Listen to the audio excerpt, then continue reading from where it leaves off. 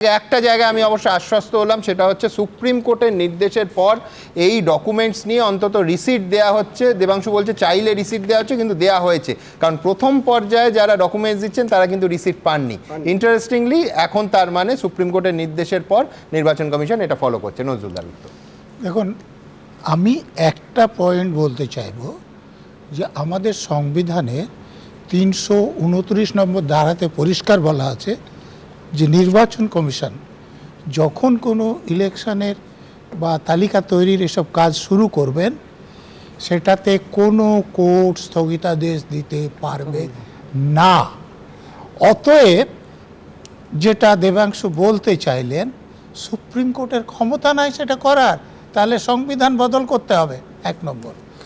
দ্বিতীয়ত দেবাংশু যেটা বলতে চাইলেন যে এত লোকের হয়রানি, আমি ব্যক্তিগতভাবে মনে করি যে ইলেকশন কমিশনের জন্য তো কিছু বটেই, কিন্তু এ রাজ্যে মানুষের সবথেকে বেশি হয়রানি হয়েছেন শাসক দলের নেতাদের এই এসআইআরে বাধা দেওয়ার জন্যে বিভিন্ন নেতাদের যে বক্তব্য, তার ফলে। অতএব এই হয়রানির দায় রাজ্যের শাসক দলের নেতাদের নিতে হবে। নজরুল, আমি একটা কথা বলছি, মানে এই চিদবি মেরি পাটবি মেরি হিন্দিতে একটা কথা আছে নজরুল্লাহ, আমি এটা বাংলা তর্জমাটা ঠিক জানি না, বাংলায় কি বলা হয় বাগধারায়। আমি বলছি শুরুতে যখন আমরা বারবারই হয়রানির কথা বলছিলাম যে শাসক দলের বাধা দেওয়ার জন্য, আচ্ছা আমার এলাকাতে কেউ বাধা দেয়নি নজরুল্লাহ, আমাকে কেন ডাকলো বলুন তো? কেউ ভাঙচুর করেনি নজরুলদা, কেউ অবরোধ করেনি নজরুলদা, কেন ডাকলো বলুন তো? আচ্ছা রবীন্দ্রনাথ বাবু, এক সেকেন্ড, আমি বলছি তৃণমূল কংগ্রেসের যে অফিসারকে লিখেছে তাকে জিজ্ঞেস করতে পারতো, সে তো শান্তিপূর্ণ আলোচনা করতে। তৃণমূল কংগ্রেসের অফিসারকে লিখেছে, শঙ্কু একটা ফ্যালাসি আছে, সেটা হচ্ছে তৃণমূল কংগ্রেসের অফিসার বললে তো হবে না। তিনি যখন নির্বাচন কমিশনের আন্ডারে কাজ করছেন, অবশ্যই মানে নির্বাচন কমিশনই বারবার নির্বাচন এখানে আমার একটা বক্তব্য আছে, ওই ইলেকশন কমিশনে কমপ্লেইন করেছে। আমার একটা বক্তব্য, আমি বলছি সুমনদা, রবীন্দ্রনাথ বাবু সম্ভবত সুপ্রিম কোর্টে দাঁড়িয়ে আমাদের রাজ্যের মাননীয় মুখ্যমন্ত্রী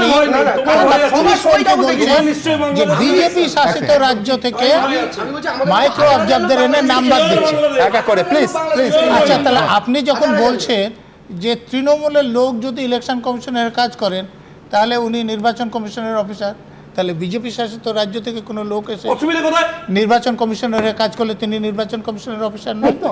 তাহলে মুখ্যমন্ত্রী সুপ্রিম কোর্টে এই কারণেই গেছেন, কারণ ভুল লজিক দিলেন নজরুলদা। কারণটা হচ্ছে বাইরে থেকে যে অফিসাররা আসছেন তারাই বাংলা নামের তর্জমার অর্থ বোঝেন না, যে কারণে আজকে আমার তো আরো একটা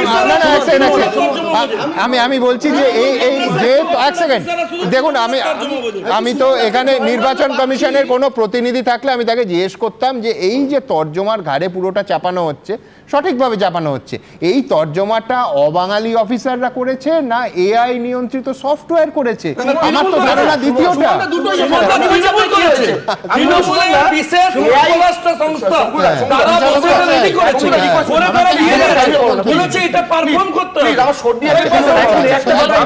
একটা কথা বলতে চাইবো যে লাইনে দাঁড়াতে সাধারণ মানুষের আপত্তি ছিল না, সাধারণ মানুষ লাইনে দাঁড়িয়েছে, বাবা মারা গেছেন সেই অবস্থায় তারা এসছে, পা ভাঙা নিয়ে তারা অটোতে বসে রয়েছেন আমরা দেখেছি। সমস্যাটা হয়েছে যখন এমএলএরা বা অন্য জনপ্রতিনিধিরা ওখানে এসে বলেছে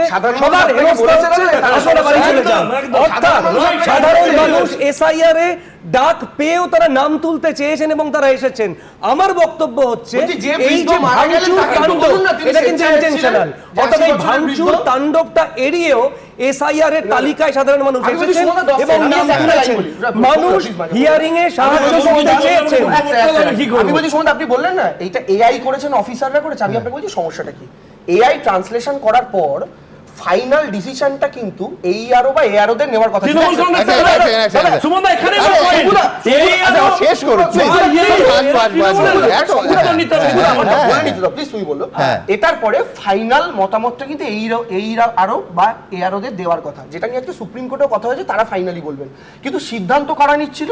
ওই যে ফল্ট গুলো এআই করলো, তারপরে ওদের মাইক্রো অবজারভাররা গো হেড করছে, অথবা এইআরওরা যদি বলে না না ঠিক আছে এটা কোনো প্রবলেম নেই, সেখানেও মাইক্রো অবজারভার সিদ্ধান্ত আমি নিচ্ছেন। আমি বলছি এই তর্কের অবকাশটাই হতো না যদি আজকে 8,500 যে নাম দিয়ে দিতে।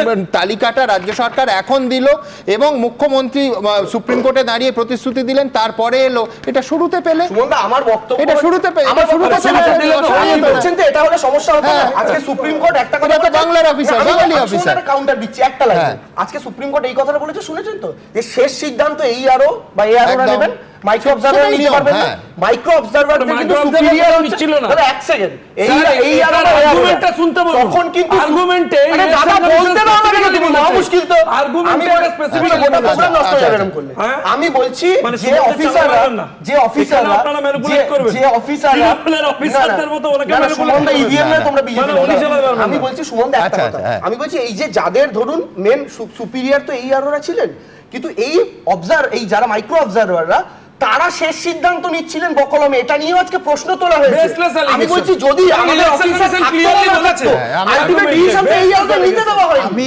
আবারও বলছি, আমার কাছে একটা আছে, যদি কেউ দেখে নিতে পারেন, সুপ্রিম কোর্ট নতুন কথা কিচ্ছু বলেনি, আইনেই বলেছে।